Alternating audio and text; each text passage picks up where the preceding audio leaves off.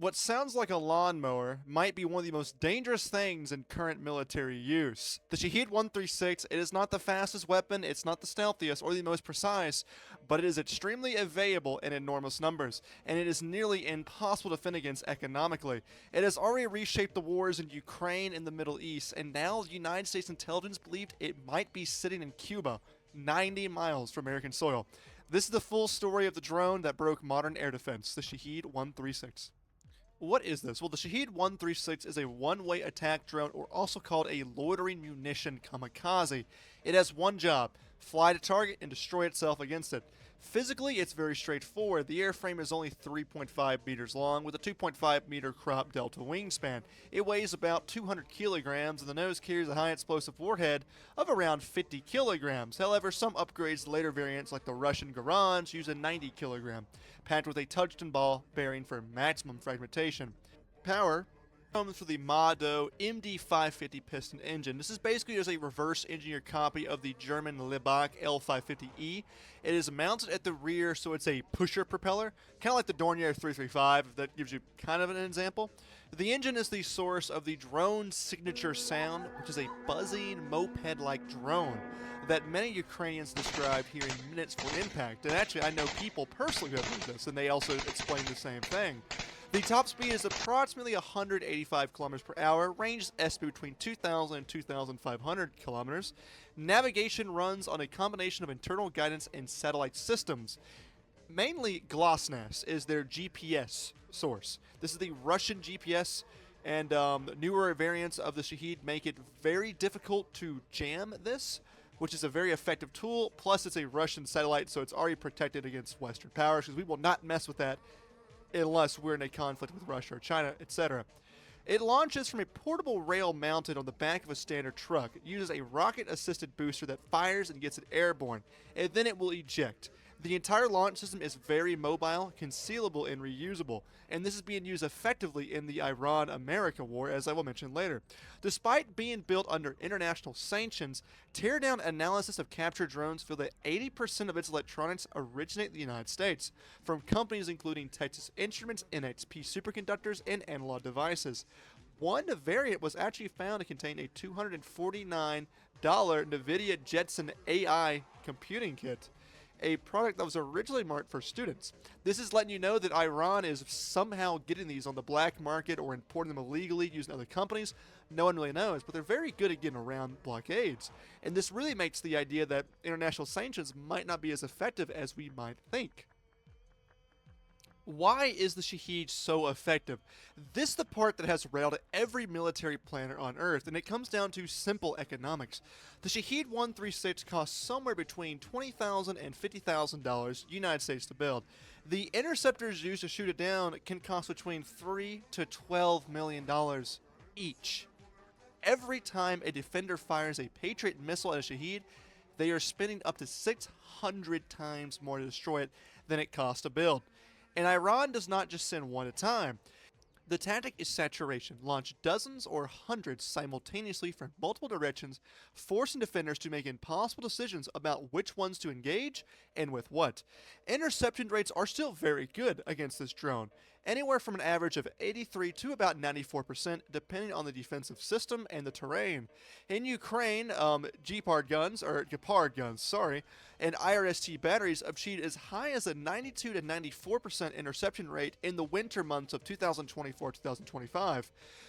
In the Gulf Theater in 2026, CENTCOM reported an average rate of about 87 to 91%, which is still very good. But at 90% intercept, if you launch 100 drones, 10 will get through.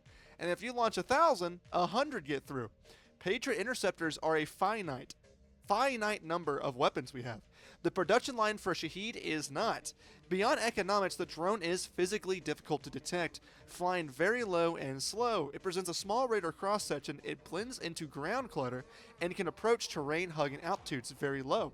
It is hard to distinguish on radar from background noise, especially when dozens are arriving at once. and it has evolved rapidly. By early 2026, Russian variants were equipped with a Starlink satellite connection for real-time remote control, an AI-based vision processing unit using Raspberry Pi computers. Yes, you heard me, Raspberry Pi computers, and an anti-helicopter missile mounts on their back turned it from a target into a hunter drone. The result is a weapon that is simultaneously cheap to produce, hard to stop economically, increasingly intelligent, and available in quantities that no defender can match, makes this so effective. The combat history of the Shahed 136 from Ukraine to the Middle East. The Shahed 136 first appeared in the battlefield in September of 2022 when Russia deployed it against Ukraine under the name the Garan II Garania. It was an attempt to basically obscure its origin. The deception lasted a whopping few days because, well, the wing is so indistinctive, it gave it away almost immediately. Russia used it systematically to destroy Ukraine's energy infrastructure, power plants, transformer stations, substations, including mass attacks designed to knock out the heat and electricity through the winter. On a single day in October 2022, 47 drones struck in one wave, killing at least 8 people and cutting electricity to hundreds of towns.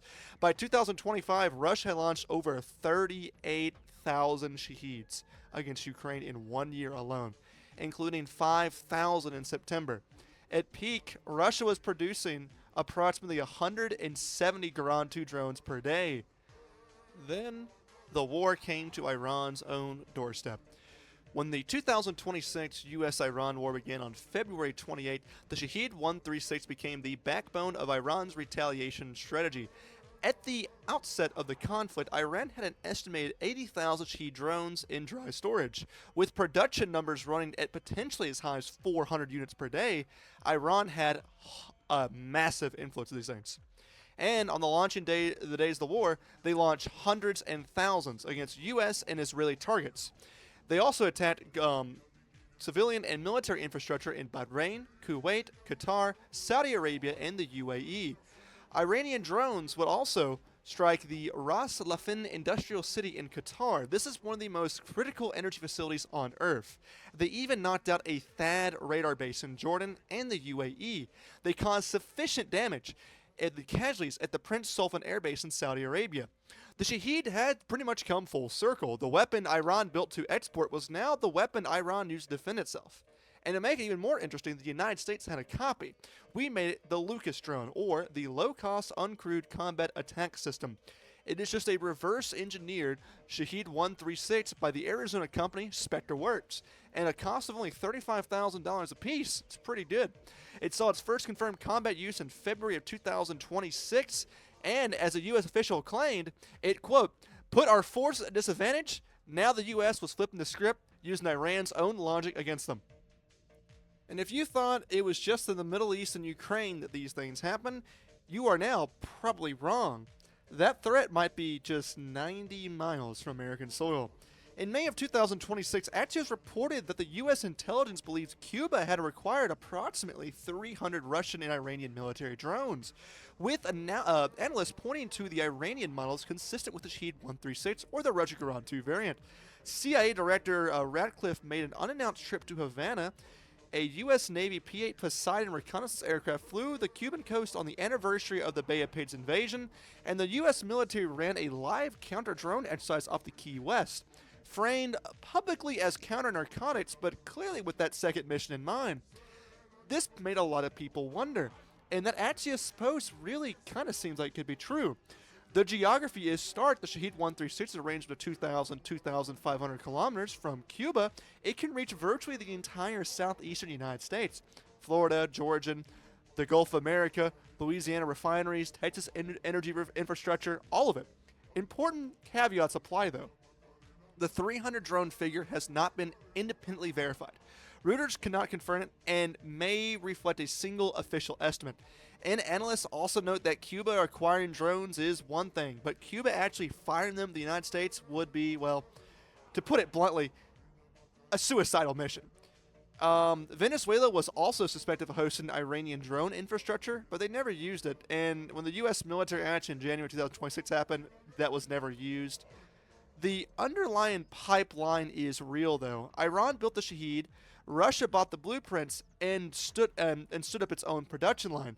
Venezuelan assembly of Iranian drones was confirmed before January of 2026 raid, but Cuban personnel have been embedded in the Russia combat units in Ukraine for at least 2 years now, so they actually could, in theory, have the schematics or the capability to produce this, but we really don't know.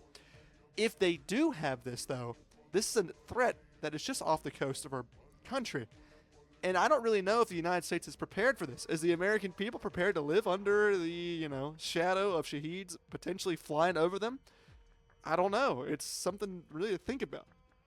But that's it. This is the Shahed. The Shahed 136 was born from sanctions, reverse engineered, and became a necessity. It costs less than a used car to build. It can be launched from a truck, and has now been used to strike Ukraine, Israel, the Gulf states, U.S. military bases, and even a clone of it's been fired back at Iran. Every major military on Earth now is either building its own version, defending against it, or both.